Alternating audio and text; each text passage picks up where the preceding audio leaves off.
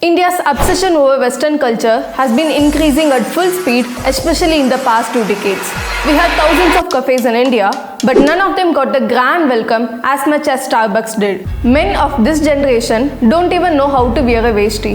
How many of our kids can read and write in our native language?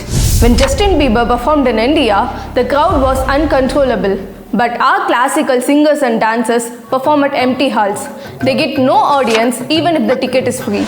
And the obsession over fair skin is a never-ending story. In Indian cinema, people of low class are always portrayed as dark-skinned, and people of high class are always fair-skinned. And we still study that Vasco da Gama discovered India. It's a shame for us. For a Portuguese student, it's reasonable enough to say that Vasco da Gama discovered India because they didn't know where India was. But us, Indians, should be saying Vasco da Gama came to India in 1498.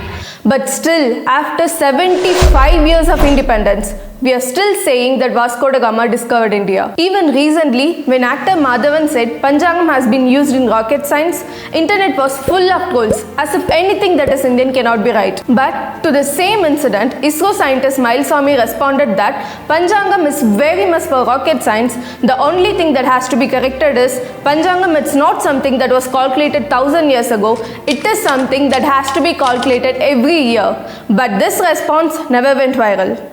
Why is India obsessed with Western culture? Why are Indians looking down on everything that is Indian? Is this a calculated move or just a development process that happens over a period of time? If this is a process of modernization, it doesn't have to copy everything that is Western. Remember, being Western and modern are two different things. I would say this inferiority complex of Indians was a well-calculated move made by Britishers 200 years ago.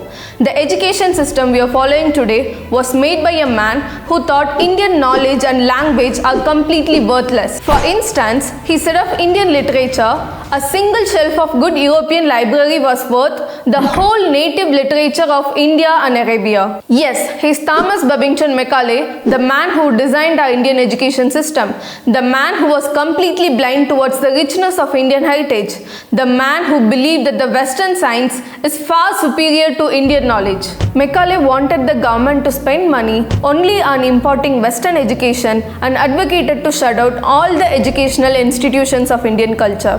He wanted to create a pool of Indians who would be able to serve the Britishers and be loyal to them. In his own words, he said, "The purpose of English education is to create a class of persons, Indian in blood and color, but English in taste, in opinion, in morals and in intellect."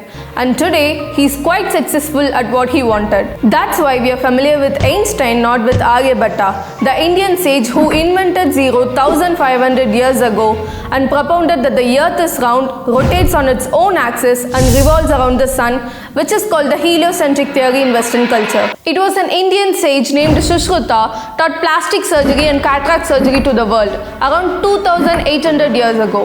A statue of Sage Sushruta is installed in the Australian College of Surgeons, Melbourne. But we Indians haven't even heard about him.